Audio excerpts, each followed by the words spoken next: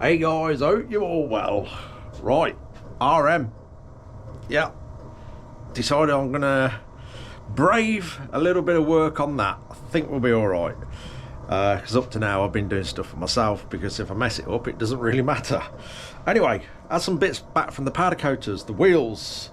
I've had a brief look at the front rim. It looks okay, because the rims weren't very good. They were a bit beat up, so I spent a bit of time dressing them up as best as I could. So we've had them all done in satin black, so let's have a look, see how they've come out. Yeah, like I say, it's got the odd little mark here and there, like, but they're old wheels. I think they're certainly better than what they were, I would say.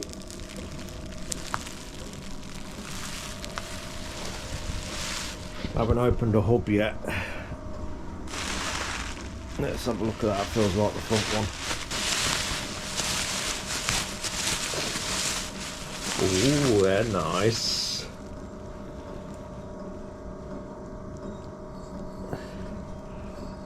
Like brand new.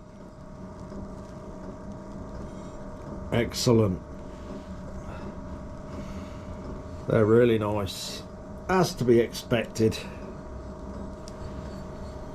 Oh, I'll quickly look at the other stuff. It should be all okay, I would have thought. Rear hub.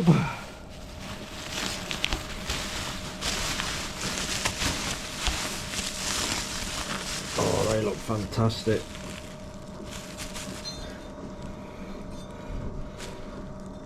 Them wheels should be pretty much maintenance free doing them like this.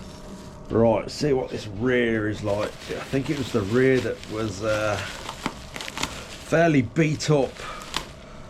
So yeah, I'd spent quite a bit of time trying to make it as good as I could.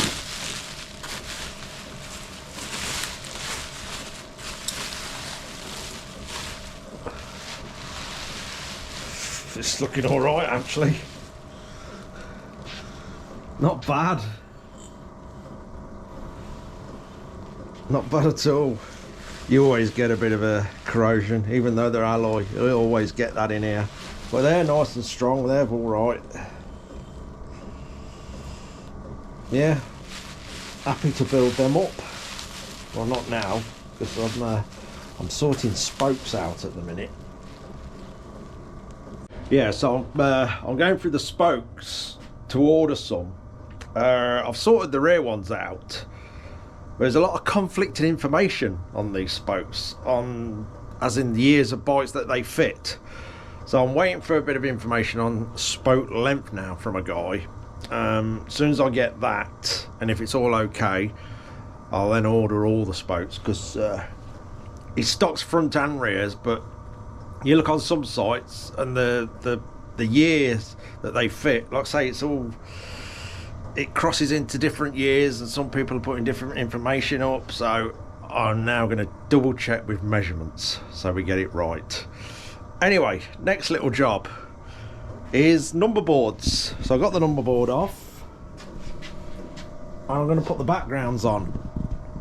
We've gone with some traditional green backgrounds because I think that'll look alright.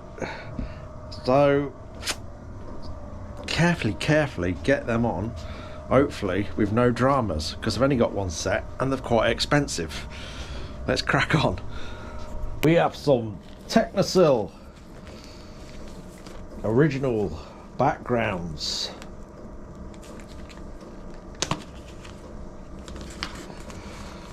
They feel nice and thick, which is a good thing.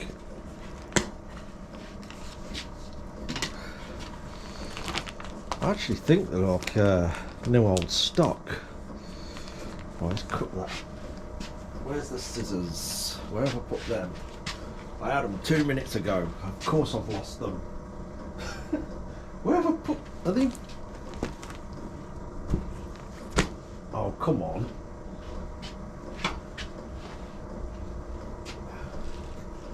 We'll use a blade. Someone's borrowed the scissors.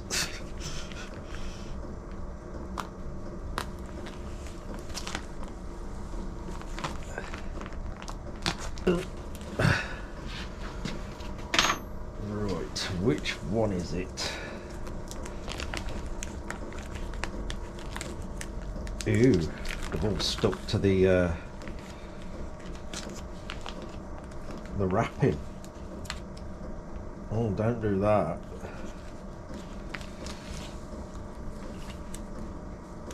Yeah, they've probably been sat in here for how many years?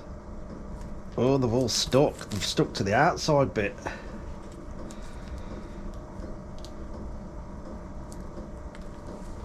Like proper stuck. Oh no.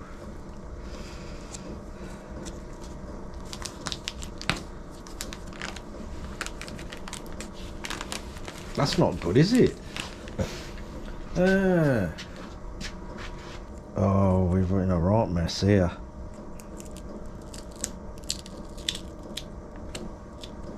Oh no, that's coming off.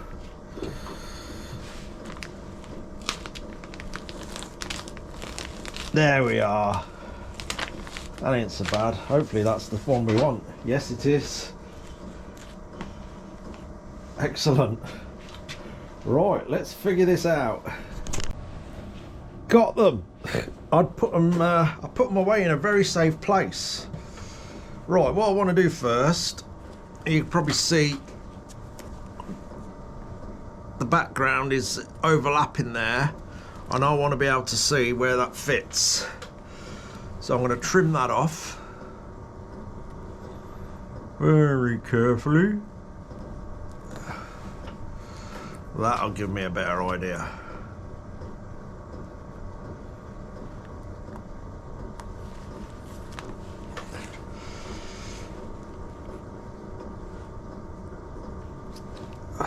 They're actually a really nice fit. Very good.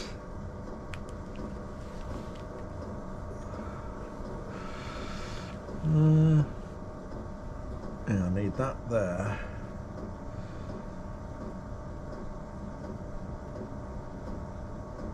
So what you need to do is just have a before you go all crazy at it, find out where it fits best. It's never going to be absolutely perfect, they never are, but we can get it fairly good. I'm going to cut more of this overlap off.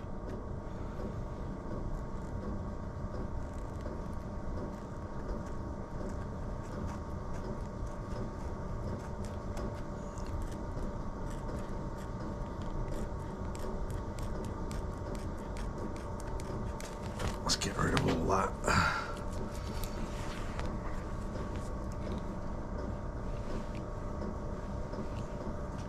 That's it, I can see a bit better now. Right. It's always where the mounting points are on panels, where these stickers never quite go absolutely perfect. I'm just looking in the back of the camera now. That green looks terrible. We've had problems with greens before, haven't we, with these GoPros?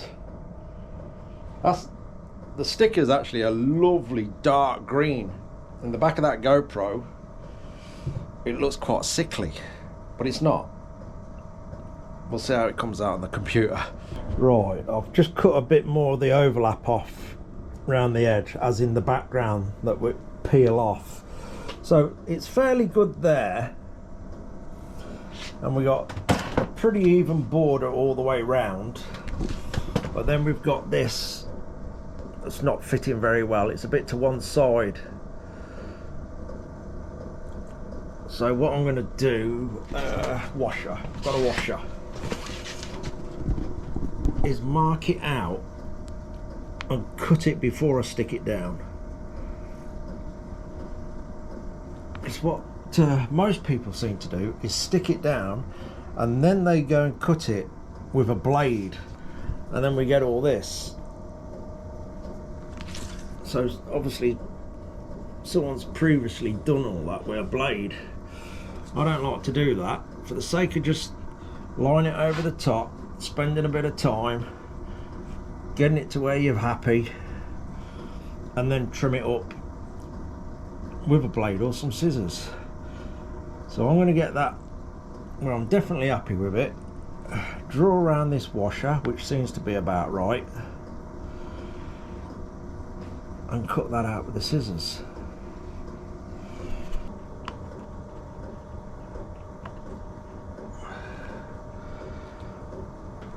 Right, I think that's going to be better.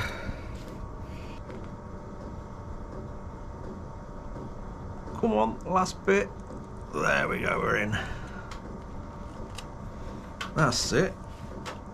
And then it stays nice and neat. Then we'll probably put a little radius on here, because really sharp points are no good, because they'll start lifting up very easily in no time at all if we don't radius them. That's better. That fits.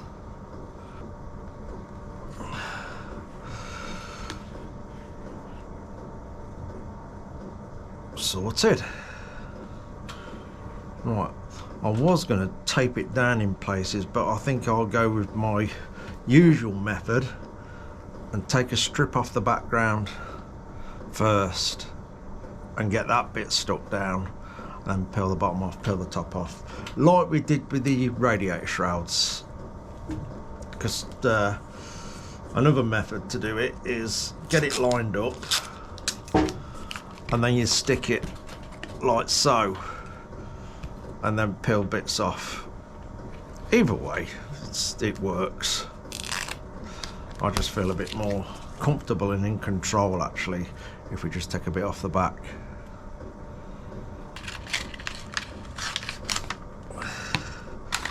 Probably just move that down actually, like so. That'll do us.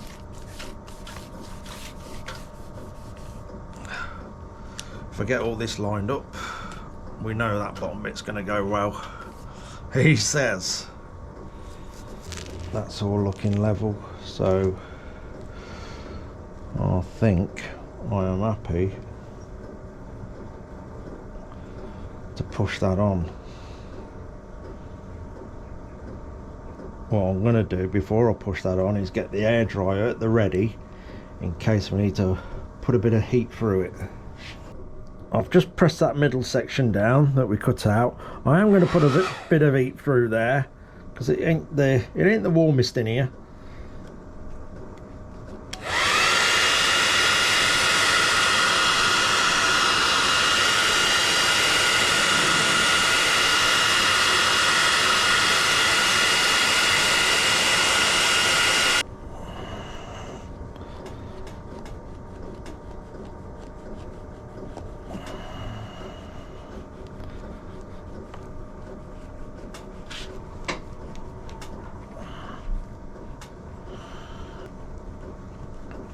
This is where it can get a bit tricky because it's curving all ways, this is. So we just gotta watch we don't get a bit of a gathering up. We're okay. Yes. We'll clean it all off afterwards. We have got a little mark in it where these are sat in the packaging overlay, but that might disappear.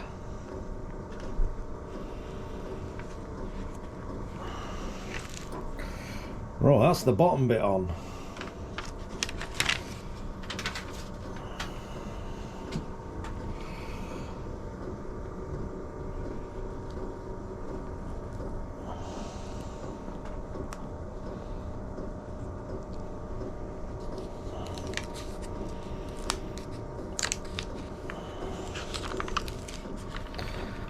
Bit of heat again.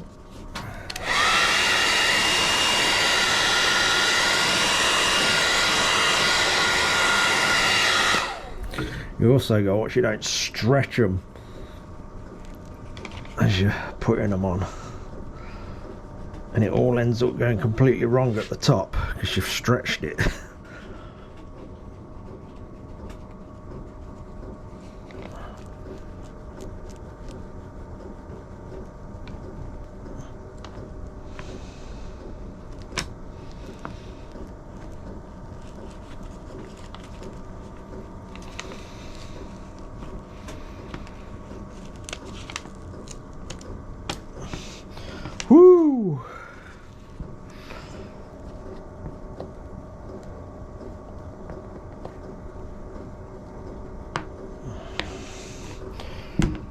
Right, let's give that a panel wipe, get rid of some of the gummy bits off the surface.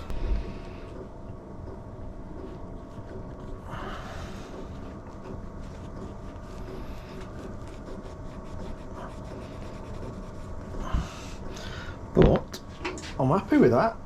That worked out okay in the end.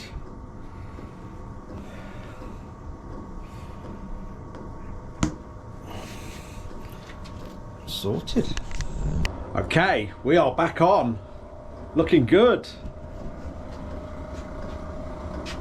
Yeah, very pleased with that. The green still looks wrong on the back of this camera.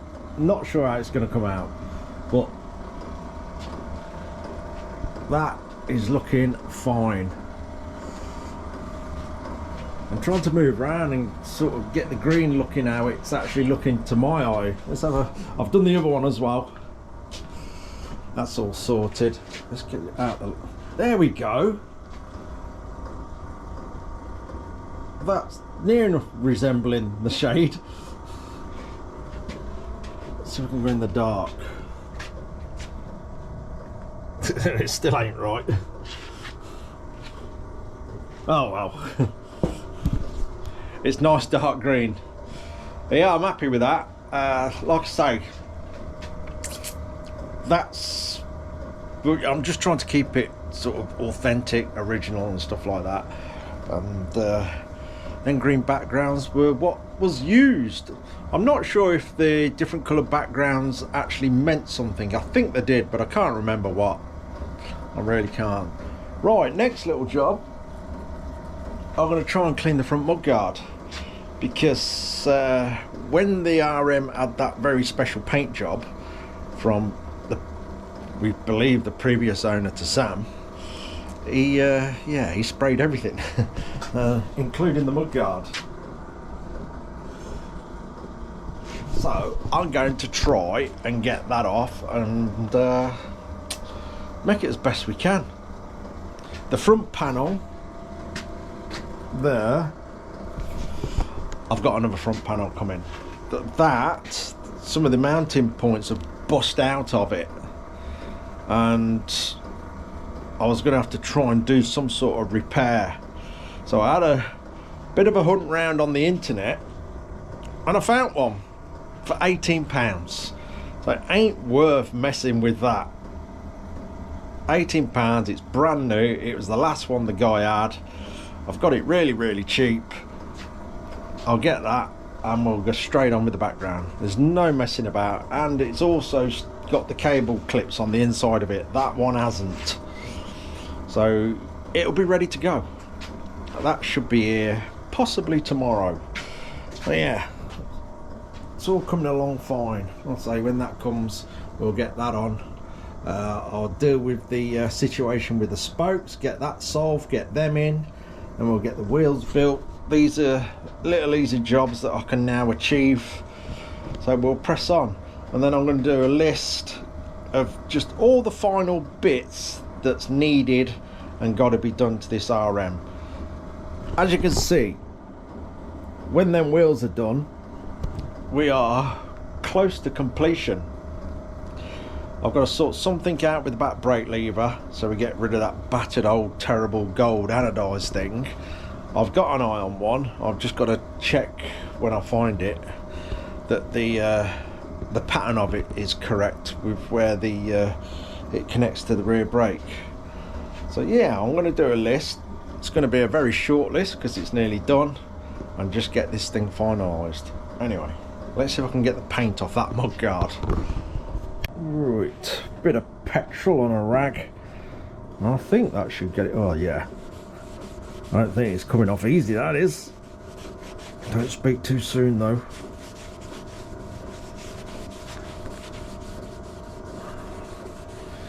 Oh, seems to be okay.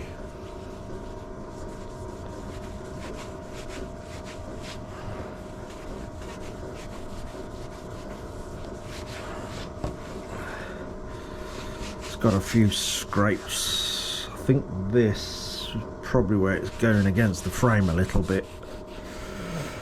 I might put a bit of clear protective strip on that part of the frame.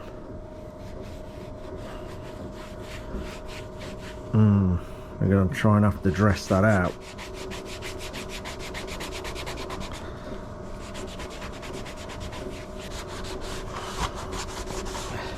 Right, I'll get on with that, and then we'll fire the compressor up for the DA and try and get some of the marks out of it. Right, I'm going to go over this with a bit of 320.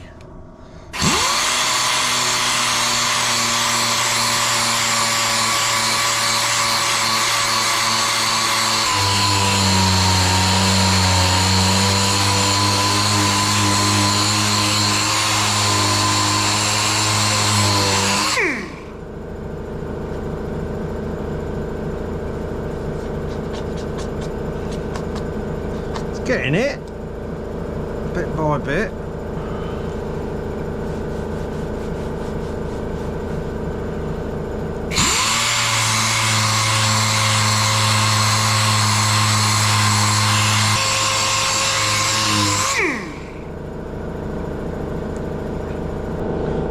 I'm just going over a bit 400 now.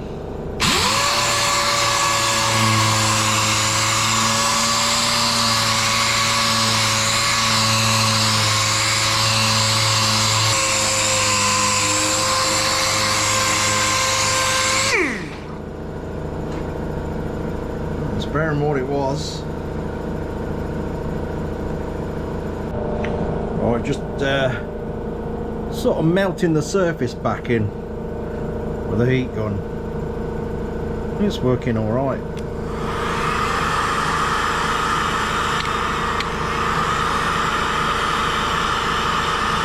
It's a steady job. You just got to keep an eye on it so you don't end up we're all going out of shape.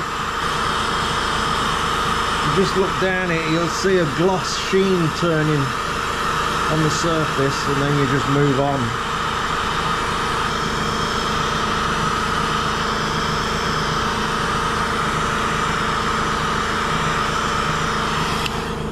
Okay, that is a little bit better.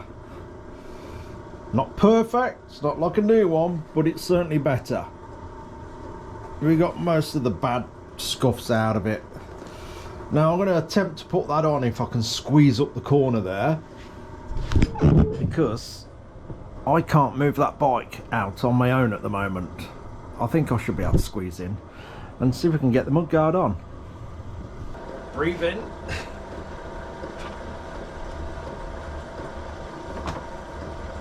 I'll just get a couple in it for now.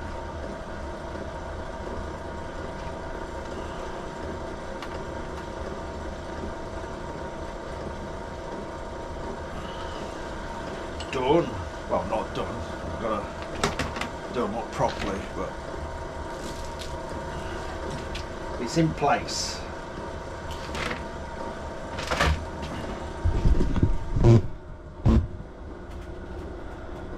That looks tidy enough, I think.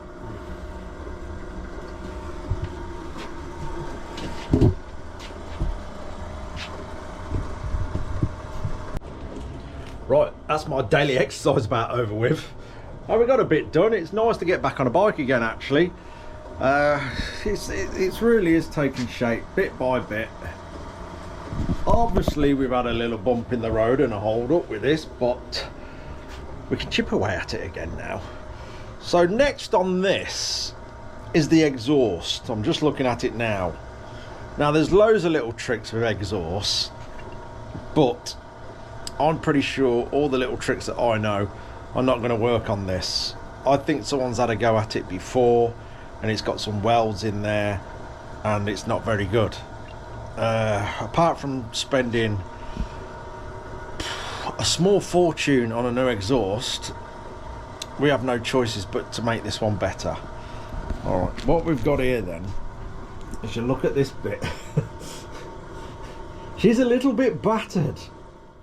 I think there's some welds in here.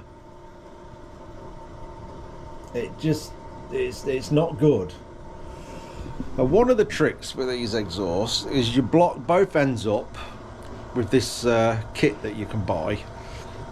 One end's got a tyre valve in it, and you basically get loads of pressure into the exhaust with the airline, and then you heat the dents up and they pop out. There is a small chance of the exhaust exploding. Ask me how I know. And another trick is people have filled them with water and put them in a freezer. That thing's not fitting in our freezer.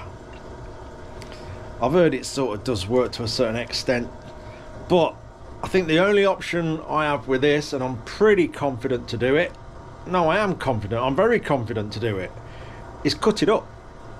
That probably sounds terrible, but no, if I basically cut sections out where the damage is, obviously I then can work on that from the inside and get all this a lot better than that. So what I'll do, I'll cut it, I can see a seam in there, I'll cut it against these seams so I'm not going through the original welds, and if we cut these patches out, I'm sure I can get that quite good. That's that line there. So what I'll do is attack a section at a time. So do this one first, and then we'll move down to here and cut this section out and do all that. And then what I'll do is weld them all back in then, and dress all the welds back, so you will not know it's been done. You won't be able to tell at all. Why these bits are out on certain parts, I'll then be able to get at the back, because we'll have a great big gaping hole here. I'll then be able to get at these bits from the inside and tap all these out. It's got a bit of misshape up here. I'll be able to put all that back into shape before we put the bit we cut out back in. And like I say, I'll get it all welded in, dress it all nice and flush, and you will not tell it's been done. And I think I can vastly improve that exhaust by doing that. Like I say, even the heat trick, because to me that looks like it's been welded and bodged up at some point, the heat trick blocking the ends up, it's not going to get it out. I know for a fact, because I've done this many years ago on quite a few exhausts. It's only good for getting sort of big dents out. When they start getting tiny, really sort of sharp dents, little dents, like say you've dinged it with an hammer, it really does struggle getting them out with that process. Sometimes you just can't shift them, and what happens, you end up putting loads of heat in, open, it'll pop out, and your exhaust explodes and it bursts open like a rusty old can. So yeah, I'm not going down that road with this one. I'm going to cut it out, repair and weld it all back in, dress all the welds back, and you won't tell. That will be in a video coming very, very soon. Let's say it, I might just do a section at a time, because I'm still not pushing this arm, although some people think I am. I'm still not going to go all mad and start hammering things away all day long. I'm only doing little bits each day and then resting up. It's quite boring, but hey-oh, I think someone's at the door. Hold on. Right, a little visit off a friend and a quick cup of tea and a catch up. Anyway, he's gone now. So yeah, that's basically what's going to happen with the exhaust. Like I say, I'm very confident I can get that a lot better than what it looks like now, and doing that, it won't cost anything, and a little bit of heat-proof paint, some high temperature paint at the end of it, it will look a lot tidier. To put that on the bike in the state it's in now will really let the bike down because of how good we're getting it. I'm very, very pleased with it. I say that, I don't know what it is with them greens on this camera. It don't look good, but it's a nice dark green, like I say. Anyway, I'm going to sort the spokes out.